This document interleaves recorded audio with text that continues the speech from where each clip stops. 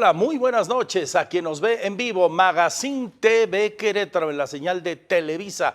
Gracias por su confianza y a quien nos observa, quien está con nosotros en este gran debate a cualquier momento del día, en cualquier lugar a través de nuestras plataformas. La más grande de las plataformas informativas de Querétaro para el análisis y la reflexión. Hoy el tema central, el regreso a clases, sí o sí, dice el presidente, para el 30 de agosto.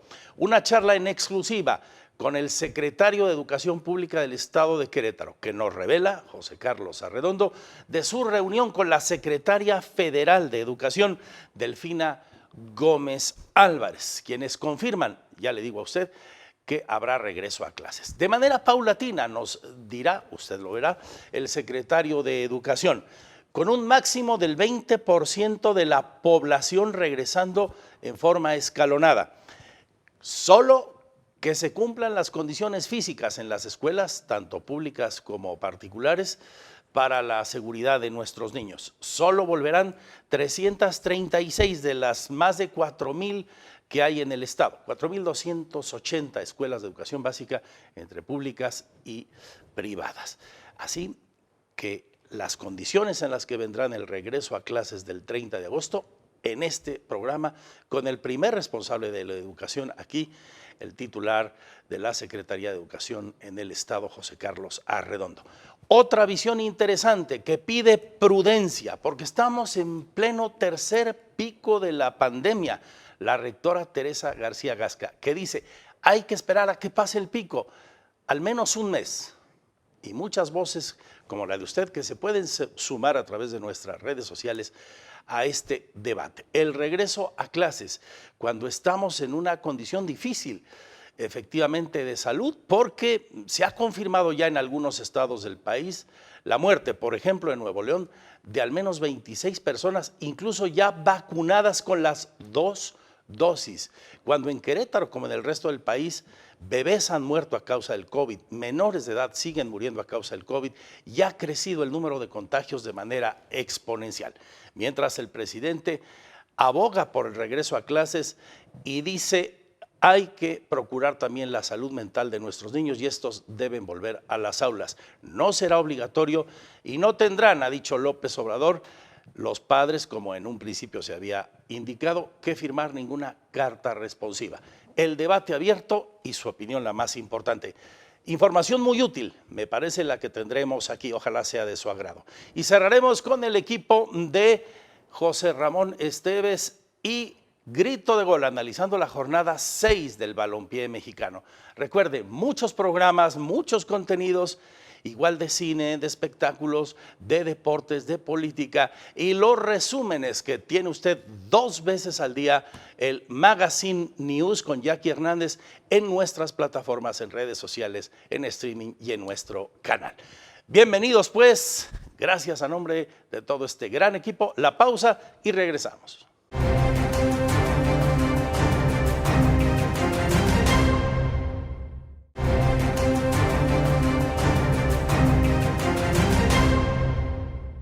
Y aquí la charla con el secretario de Educación.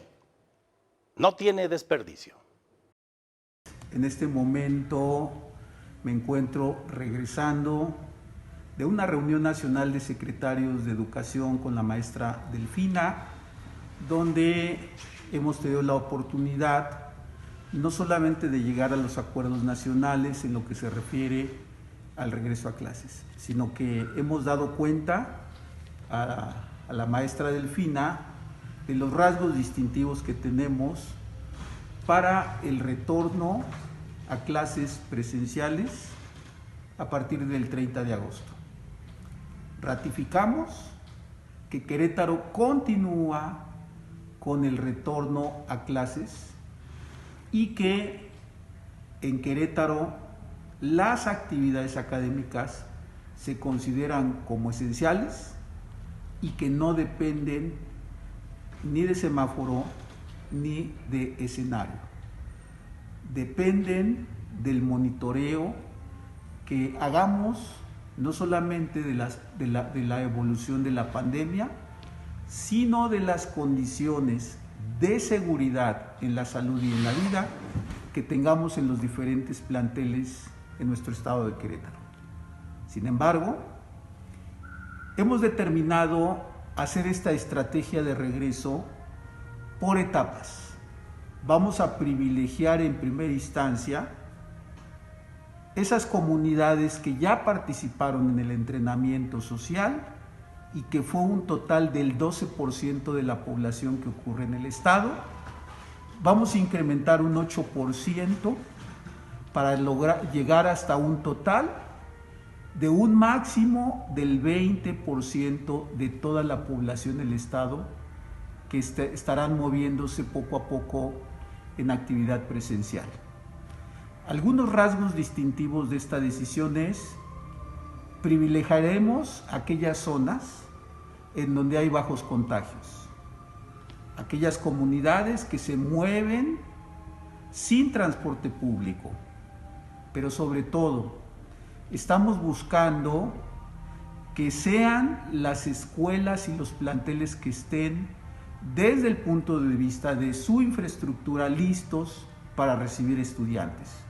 Sobra decir que se requieren espacios ventilados, filtros sanitarios, garantizar todos los insumos de salud como gel, como jabón, agua y, por supuesto, que estén sus instalaciones debidamente habilitadas. Es muy importante también para nosotros comentar que en el caso de la educación pública básica que depende de la UCEBEC, solamente regresarán 346 escuelas distribuidas en todo el estado de Querétaro.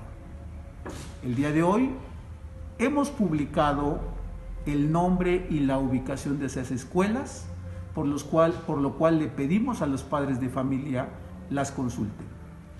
Estas 346 escuelas han mostrado la disposición voluntaria de regresar y también han demostrado que hay habilitación y existen condiciones para hacerlo. La siguiente semana estaremos publicando las escuelas particulares que cumplieron con las condiciones de la convocatoria, que han presentado sus protocolos, sus comités técnicos de salud, su infraestructura, su planeación académica y que han sido dictaminadas favorablemente por nuestros evaluadores, y entonces tendrán ya la autorización correspondiente por parte de nosotros para también incorporarse a este programa. Sobra decir que estaremos permanentemente en un monitoreo de incidencias de posibles contagios para evaluar este segundo programa. Estaremos muy al pendiente, por supuesto, de cómo evoluciona la pandemia en nuestro estado, en nuestros municipios y en nuestras comunidades, sobre todo para garantizar que no se ponga en riesgo ni la salud ni la vida de ningún estudiante. Quiero concluir este mensaje diciendo: el regreso a clases presenciales es voluntario. Invito a que todos los padres de familia se informen de las condiciones y del programa que se implementará en su institución. Yo recomendaría que si algún padre de familia no tiene certeza de regresar porque tiene duda en la seguridad, que mejor no lo haga. La decisión es voluntaria y les pedimos que nos ayuden a tomarla. El regreso a clases, repito, será voluntario, y aquel que se decida quedar en casa, le seguiremos ofreciendo, como lo hemos venido haciendo hasta este momento, el servicio educativo. Les envío un abrazo a todos ustedes. Muchas gracias. Prudencia, pide Teresa García Gasca. Prudencia, estamos en el pico de la tercera ola de contagios. Aquí lo que propone la rectora de la máxima casa de estudios queretana, la UAC. Yo estoy convencida de que el regreso a clases es una necesidad inminente y que todas las escuelas de todos los niveles educativos tenemos que preparar nuestra reincorporación gradual y paulatina a clases. Sin embargo, me parece que es un error hacerlo en este momento. Te comento rápidamente, en la universidad estamos listos para la reincorporación desde junio, tenemos ya listos los protocolos de reincorporación que se iban a aplicar en agosto. De hecho, en la UAC estamos llevando a cabo protocolos de reincorporación desde el inicio de la pandemia. Ahorita mismo tenemos actividades presenciales controladas. Pero lamentablemente llega una tercera ola agresiva, sobre todo contagiando fuertemente a jóvenes y niños. Estamos justamente en el pico ascendente de esta tercera ola.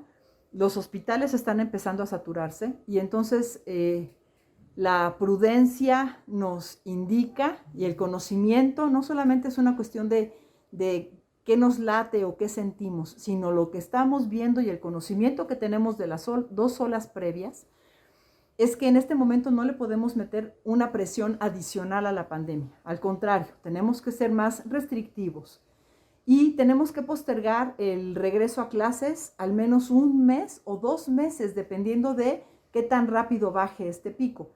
En otros estados, mira, si tú recuerdas, hace unas semanas, Sinaloa fue el primer estado que volvió al color rojo. En Sinaloa, los casos ahorita ya empezaron a bajar porque el turismo ya se retiró de las playas. Pero la gente que se fue a las playas está regresando a su lugar de origen. Entonces la gente está empezando a regresar de vacaciones y ese va a ser un momento importante también para las ciudades como Querétaro.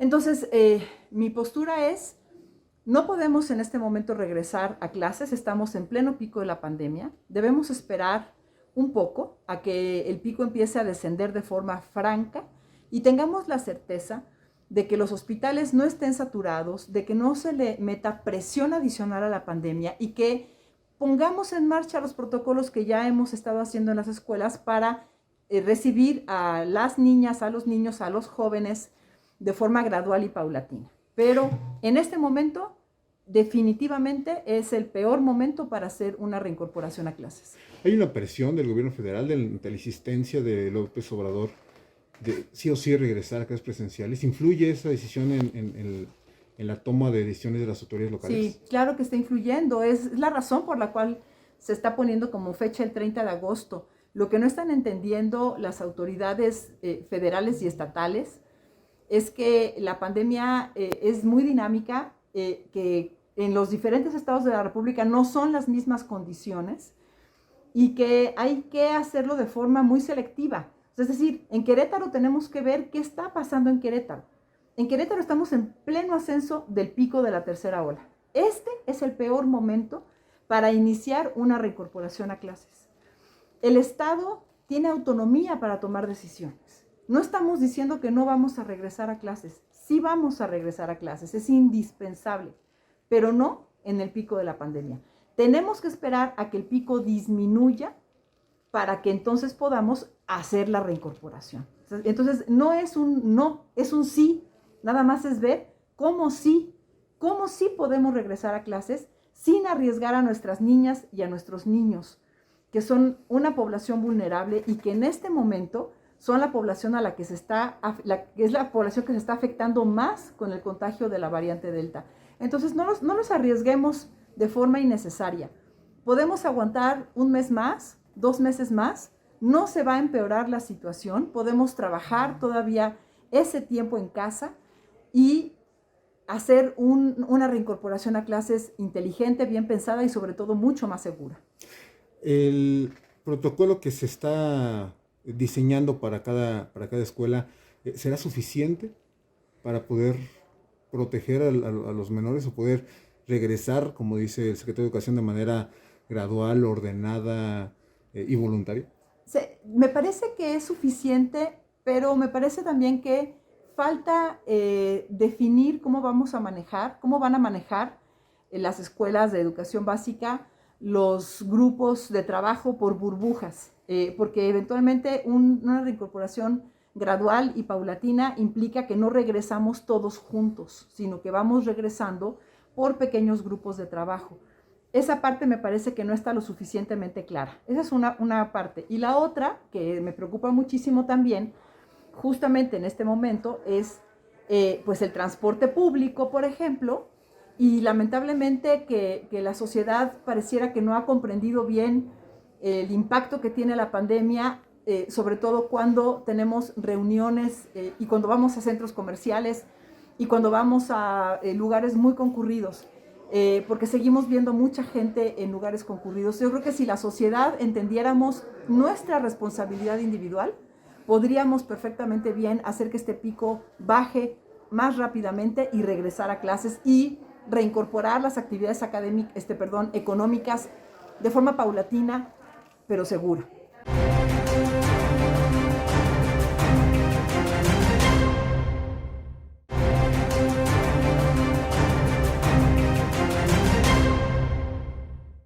Cambiamos de tema, nos distendemos, pero con el análisis fresco e interesante de la jornada 6 del balompié mexicano. José Ramón Larroca y Ricardo Cruz, La Muralla, en grito de gol.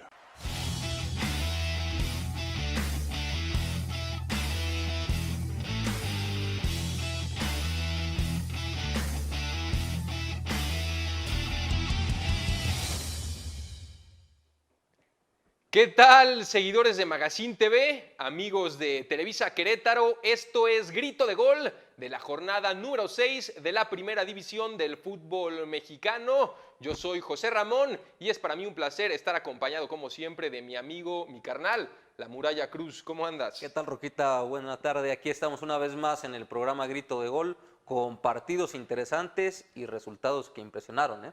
Sí, muchos empates y también goleadas. Antes de pasar al tema futbolero mexicano, vámonos con la portada de Magazine Sports de esta semana. En Gallos nadie se salva. También está Fútbol en Prosa hablando de los mexicanos que han estado en la Serie A. Y Minuto 90 de Sergio Balleres habla de la actualidad de Gallos. Muralla, ¿cómo ves al equipo de azul y negro?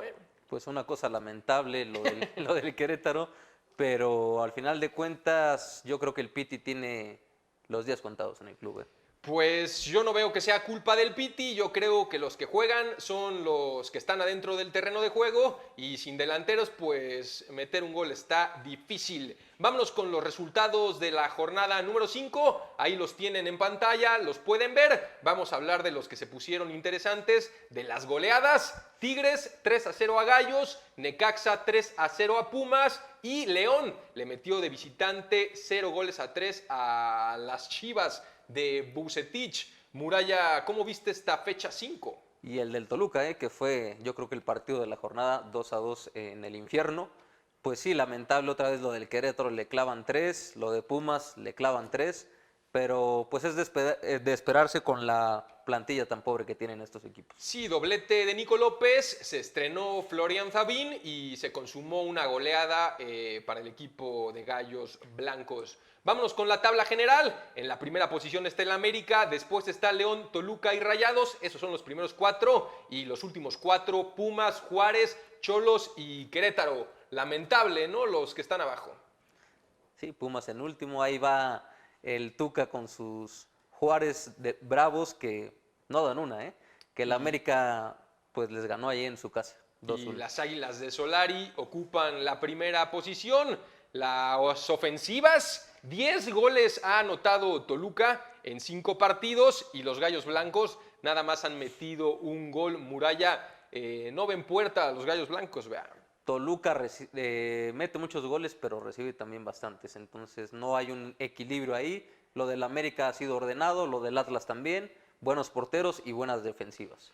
Vámonos ahora a la tabla de defensivas, las dos mejores con 2 goles recibidos, América y Atlas, y los Bravos de Juárez del Tuca, como bien decías tú, les han metido 10 goles. Muralla, qué difícil para el Tuca, ¿no? En un equipo con una plantilla más limitada. La tiene complicada el Tuca, los de los Pumas, lo de Piti del Querétaro. Va a ser un torneo muy largo y muy complicado para ellos. La tabla de goleo por ahí tiene 2 mexicanos. En la primera posición, Alejandro Zendejas del Necaxa y con 3 goles también está ahí Santiago Jiménez del Cruz Azul. Muralla, qué gusto ver mexicanos figurando en los máximos romperredes, ¿no? Ojalá que se lleven el goleo un mexicano, ya sea Jiménez o el jugador del Necaxa. Lamentablemente Sambuesa está ahí pisándole los talones y lo del diente impresionante. Aprovecha que Guiñac está lesionado, el Piojo lo pone a jugar y ahí está respondiendo. Y yo ya vi un equipo de Miguel Herrera mucho más atractivo, más ofensivo.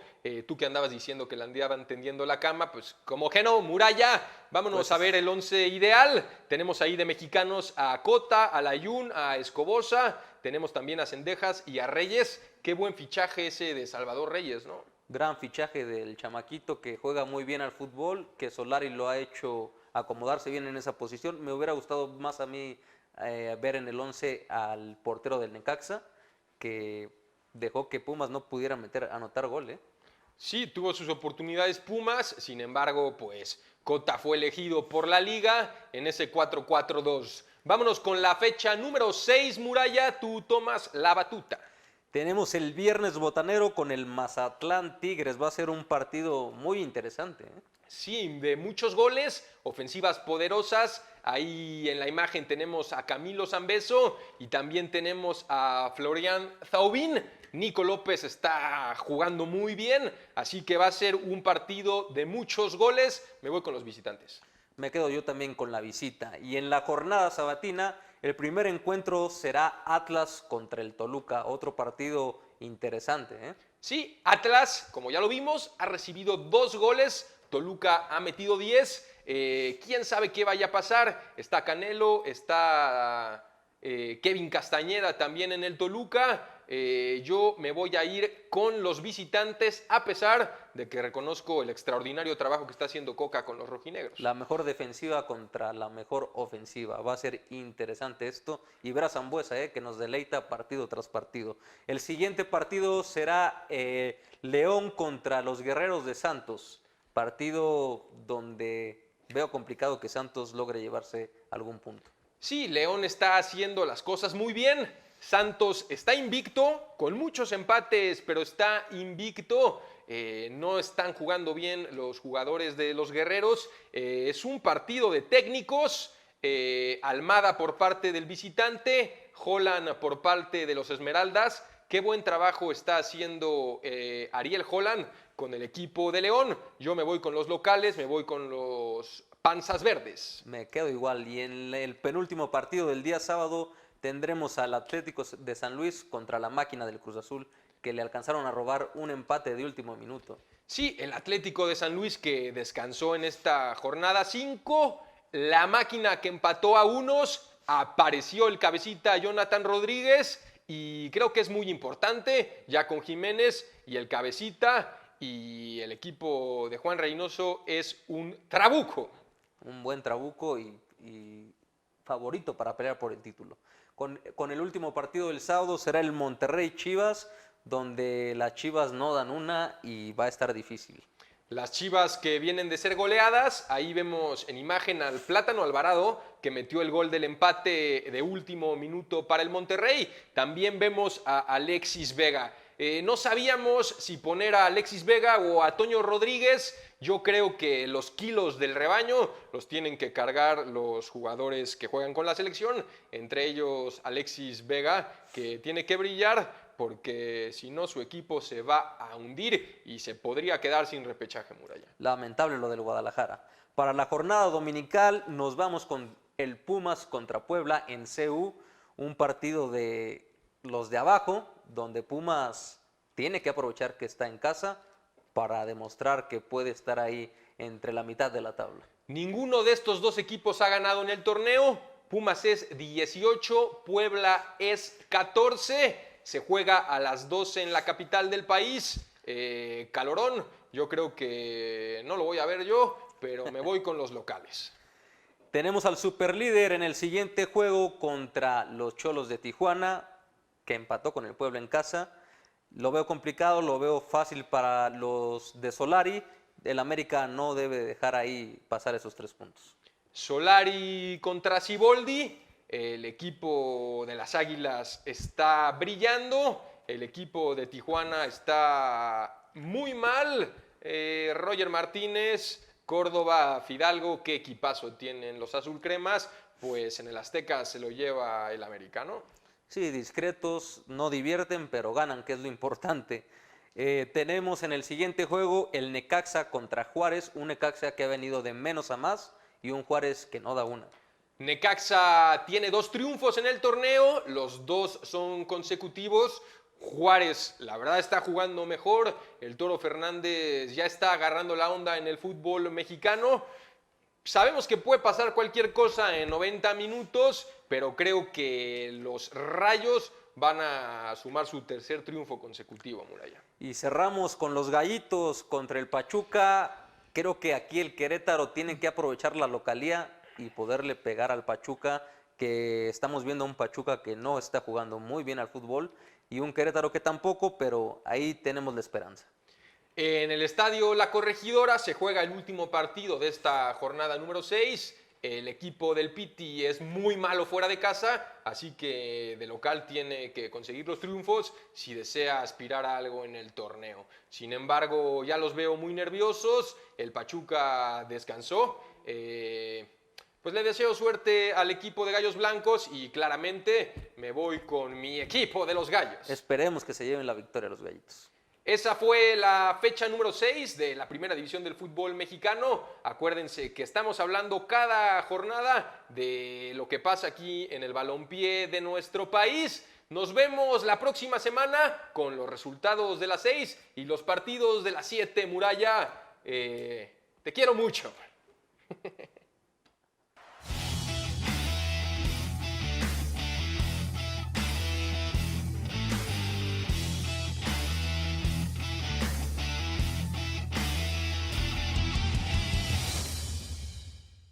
Gracias por su compañía. Recuerde, estamos en nuestras redes sociales, en todas las plataformas vía streaming en el canal y la cita en Televisa Querétaro, viernes 8:30 de la noche. Cuídense mucho. A nombre de todo este gran equipo de compañeras y compañeros, le doy las gracias.